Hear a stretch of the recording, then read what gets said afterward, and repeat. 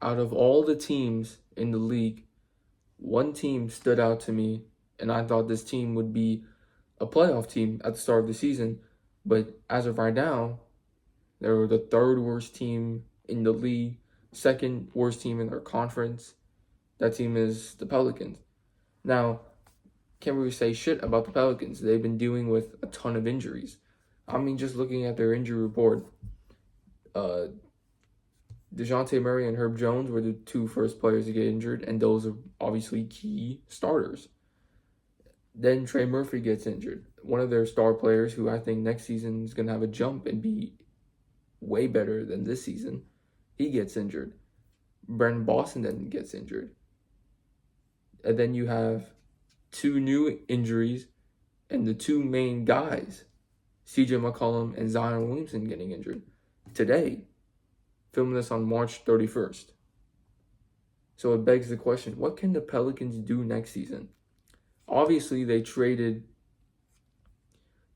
Brandon Ingram, got Kelly Olynyk, Bruce Brown, and some picks, which some people would say, that's a decent trade. I mean, Ingram is going to be injured the whole season, so getting two role players, I guess, is fine, because next season they're going to have so much depth.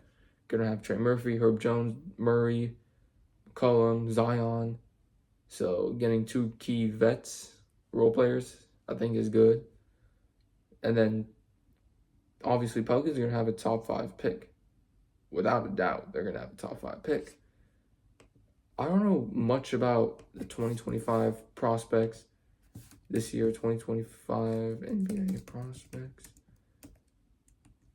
I really don't know.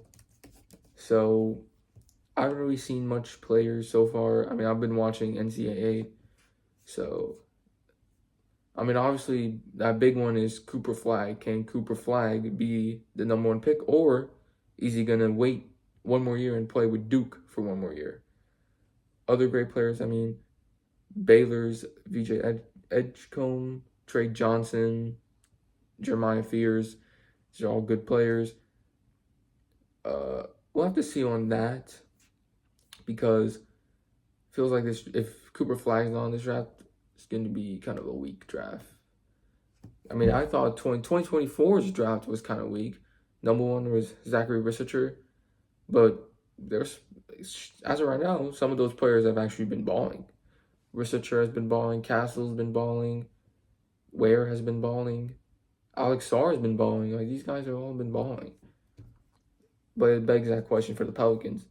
What can they do next season with this draft pick? If injuries don't hurt the team, they could honestly be a top 10 team.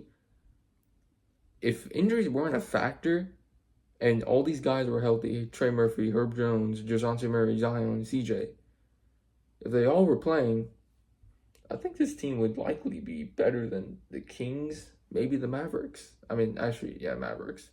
Forgot they don't have Luka. But top 10, if they didn't have all these effing injuries. Now, I think this is the most unlucky team, because they've been a playoff team like for a while. Brandon Ingram's been kind of carrying this team, because Zion's been day to day every year. Now that he's injured, I mean, I look on TikTok, Instagram, people are saying he's gonna hang out with his baby mamas and shit. I don't know about that, but now also CJ McCollum, he's been the guy who's been trying to carry this team this season for the Pelicans. Same with Trey Murphy. But Trey Murphy, he's been injured since March 18th and is out the season. That kind of hurt me, because Trey Murphy's actually a player I enjoy watching. His game's cool. I think he's going to do great next season. Averaging 22 this season, and him getting injured is like, damn. I'm looking at all the players getting injured. All these players, stars, are getting injured. Just alone, the Pelicans have, technically, if you count Zion, Trey Murphy, and DeJounte Murray, that's 3 stars. That's 3 stars injured. Herb Jones, key starter. Brandon Boston's a role player, key role player for them. CJ is also a key starter, could be a star too. I mean, we also have other players, Jalen Johnson, Brandon Miller. These guys are all young. They got injured. Obviously, Damian Lillard. And the big one, Wembanyama. De'Aaron Fox has been injured. Don't think he's played that much yet. It's going to be crazy next season because the Pelicans are going to probably be the biggest team that jumps, being one of the worst teams this year and probably going to be one of the best teams next year if you count all these injuries and stuff as a factor. So I think that's the most unlucky team. Thank you guys for watching.